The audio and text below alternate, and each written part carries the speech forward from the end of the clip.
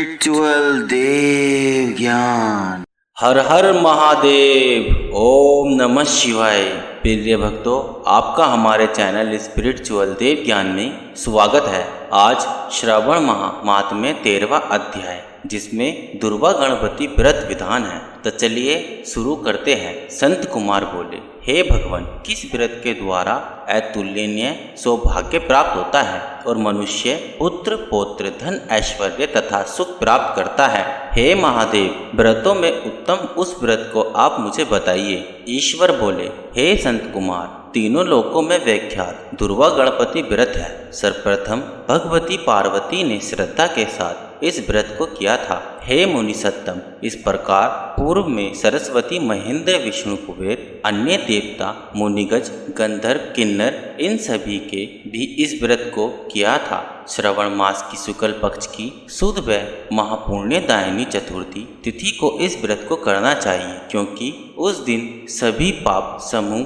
का नाश हो जाएगा। चतुर्थी के दिन श्रवण पीठासीन स्थित एक दंत गजानन विघ्नेश की श्रवणमयी प्रतिमा बनाकर उसके आधार पर श्रवण में दुर्वा को व्यवस्थित करने के पश्चात विघ्नेश्वर को रक्त वस्त्र से विशिष्ट ताम्र पात्र के ऊपर रखकर सर्व तो भ्रमंडल में रक्त पुष्पों से आप्रमार्ग शमी दुर्वा तुलसी बिल्व पत्र इन 5 पत्रों से अन्य उपलब्ध सुगंधित पुष्पों से सुगंधित द्रव्यों से फलों से तथा मोदकों से इनकी पूजा करनी चाहिए और इसके बाद उन्हें उपहार अर्पित करना चाहिए। इस प्रकार अनेक उपचारों से भी गिरिजा पुत्र विघ्नेश की पूजा करनी चाहिए। इस प्रकार कहे, सुवर्ण निर्मित इस प्रतिमा में मैं विघ्नेश का आह्वान करता हूँ, कृपा निधि पधारे। इस सुवर्ण में सर्वोत्तम रतन जटित सिंहासन को मैंने आसन के लिए प्रदान किया, इसलिए विश्व के स्वामी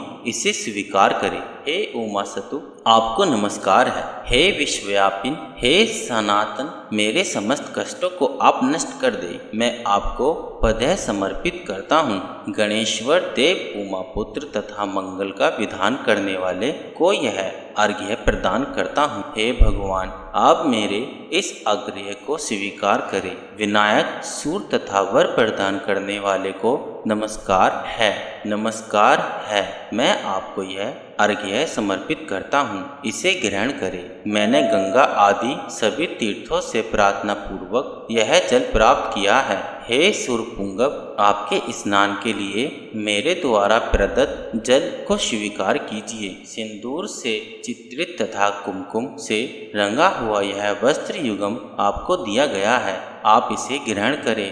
लंबोदर तथा सभी विघ्नों का नाश करने वाले देवता को नमस्कार है। उमा के शरीर के मल से आविर्भूत हे गणेश जी, आप इस चंदन को स्वीकार करें। हे सुरश्रेष्ठ, मैंने भक्ति के साथ आपको रक्त चंदन से मिश्रित अक्षत अर्पण किया है। हे सुरसत, आप इसे स्वीकार करें। मैं चंपा के पुष्पों, केतकी के पत्रों तथा जाप कुसुम के पुष्पों से गौरी पुत्र की पूजा करता हूँ। आप मेरे ऊपर प्रसन्न हो। सभी लोगों पर अनुग्रह करने तथा दानवों का वध करने के लिए स्कंद गुरु के रूप में अवतार ग्रहण करने वाले आप प्रसन्नता पूर्वक यह धूप लीजिए। परम ज्योति प्रकाशित करने वाले तथा सभी सिद्ध को देने वाले आप महादेव पुत्र को मैं दीप अर्पण करता हूँ, आपको नमस्कार है। इसके बाद गणाना तथा इस मंत्र से मोदक, 4 प्रकार के अनंत पायस तथा लड्डू आदि का नैवेद्य अर्पण करें।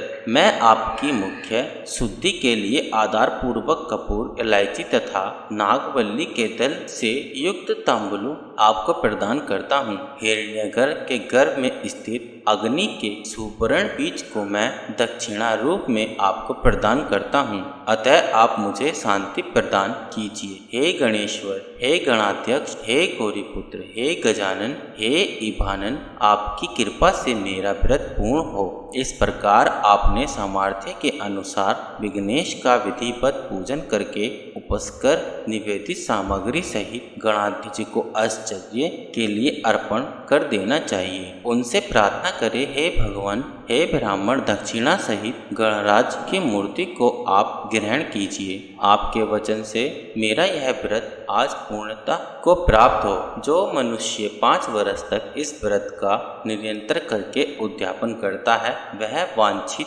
मनोरथ को प्राप्त करता है और देहांत के बाद शिव को लोक जाता है।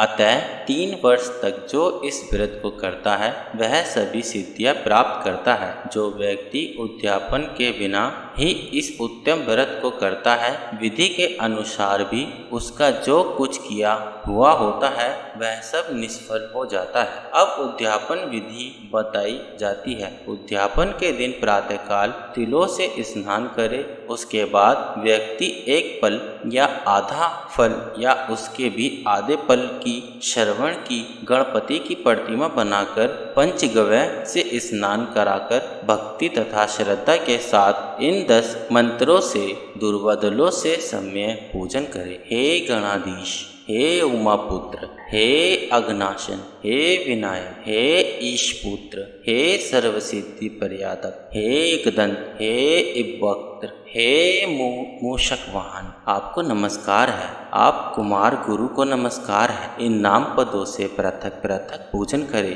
पहले दिन अधिवासन करके प्रातःकाल गृह होम करके दुर्वा दलों तथा मोदकों से होम करना चाहिए। उसके बाद पूर्णाहुति देकर आचार्य आदि का विधिवत पूजन करना चाहिए और गढ़तुल्य थनों वाली गाय का दान अपनी सामर्थ्य के अनुसार करना चाहिए। हे वत्स, इस प्रकार व्रत करने पर मनुष्य सभी मनोरथ को प्राप्त कर लेता है। हे संत कुमार, आपने प्रिय पुत्र गणेश के व्रत करने से संतुष्ट होकर मैं उस मनुष्य को पृथ्वी पर सभी सुख प्रदान करके अंत में उसे सद्गति देता हूँ। जैसा दुर्वा अपनी शाखा प्रशाखाओं के द्वारा वृद्धि को प्राप्त होता है, उसी प्रकार उस मनुष्य की पुत्र पौत्र आदि संतति निरंतर बढ़ती रहती है। हे संत कुमार, मैंने दुर्वा गणपति का यह अत्यंत गोपनीय व्रत कहा है। सुख चाहने वालों को इस सर्वकष्ट व्रत को अवश्य करना चाहिए।